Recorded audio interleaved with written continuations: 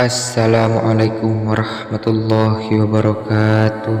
Bismillahirrahmanirrahim. Harapan dan doa saya semoga saudaraku semuanya selalu diberikan kesehatan, dilapangkan rezekinya, diampuni dosa-dosanya, dan dipanjangkan umurnya. Amin ya rabbal alamin. Allahumma sholli ala Muhammad wa ala ali sayyidina Muhammad. Sahabat beriman yang dirahmati Allah, Allah sayang kepada hamba-hambanya yang selalu beriman kepadanya.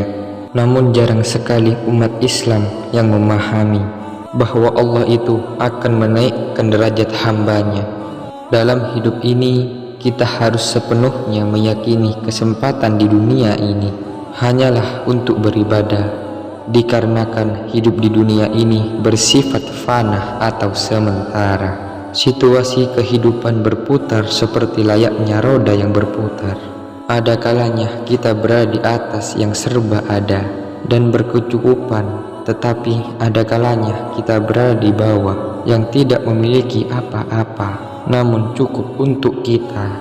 Namun di situasi inilah Allah memilih orang-orang untuk dinaikkan derajatnya, karena perjuangan dan kesungguhan yang kita lakukan membuat kita dicintainya, dinaikkan derajatnya oleh Allah Subhanahu wa Ta'ala, membuat kita itu akan berada di dekatnya dan masuk ke dalam golongan orang-orang yang dicintainya.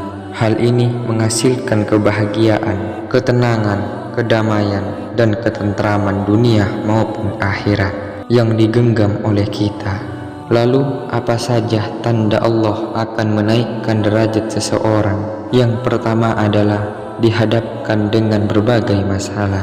Di saat Allah akan menaikkan derajat hambanya, Allah akan menghadapkan kita dengan berbagai masalah yang akan membuat kita lebih bersabar dan bersyukur akan masalah yang sedang kita hadapi. Allah itu akan memberikan kesulitan kepada hambanya, namun tidak melebihi batas kemampuan hambanya. Dijelaskan di dalam Al-Quran dalam surah Al-Baqarah ayat 286, Allah tidak membebani seseorang melainkan sesuai dengan kesanggupannya. Ia mendapat pahala dari kebijakan yang diusahakannya, dan ia mendapat siksa dari kejahatan yang dikerjakannya.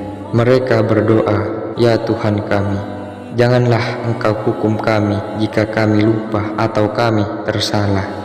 Ya Tuhan kami, janganlah Engkau bebankan kepada kami beban yang berat sebagaimana Engkau bebankan kepada orang-orang sebelum kami.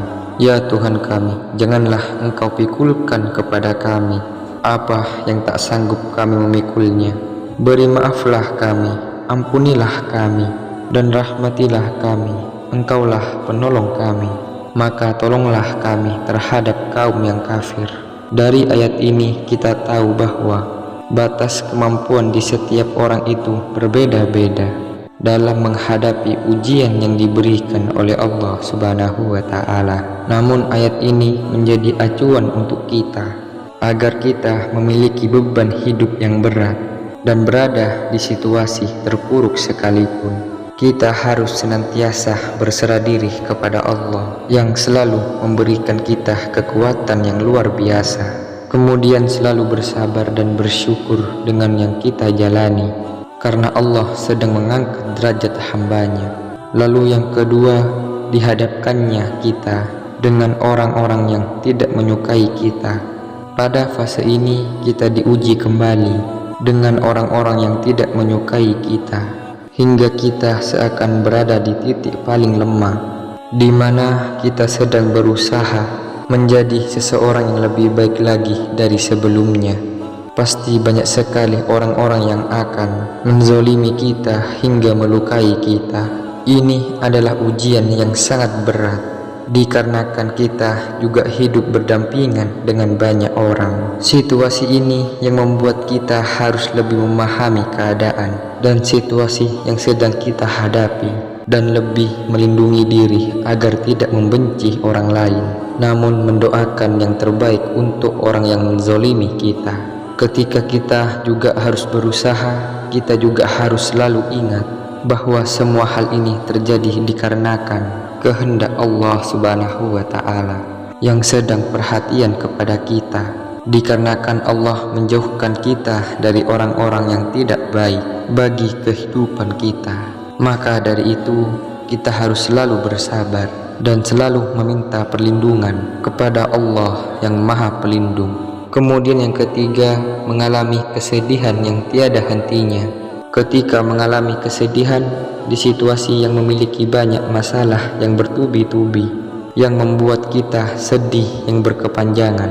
Masalah yang kita alami, baik itu masalah yang besar maupun kecil, hal ini adalah salah satu tanda Allah sangat menyayangi hambanya. Masalah yang kita alami adalah menjadi alasan untuk kita bersedih dan mengeluh. Itu sangat wajar, tetapi kita jangan putus asa pada pertolongan Allah Subhanahu wa Ta'ala. Allah juga selalu berada bersama kita dalam keadaan sedih sekalipun, dan Allah memberikan kenikmatan yang begitu besar ketika kita berhasil melewati ujian kehidupan. Dijelaskan di dalam Al-Quran surah At-Taubah ayat 40, janganlah engkau bersedih, sesungguhnya Allah bersama kita. Kalimat ini bertujuan untuk menghibur dan mengingat hambanya bahwa Allah tidak pernah membiarkan seorang hambanya berada di dalam kesedihan dan kepedihan. Allah Subhanahu wa Ta'ala tidak akan memberikan ujian kepada hambanya melainkan sesuai dengan kemampuannya. Dalam keadaan yang sedang kita alami, kita harus selalu ingat bahwa Allah itu akan selalu bersama kita dalam keadaan apapun. Maka dari itu kita harus berprasangka baik kepada Allah Subhanahu wa Ta'ala. Sahabat beriman yang dirahmati Allah, itulah beberapa tanda bahwa Allah akan menaikkan derajat kita. Demikian yang bisa saya bagikan, semoga bermanfaat untuk kita semua. Amin ya rabbal alamin. Jazakumullah khairan. Wassalamualaikum warahmatullahi wabarakatuh.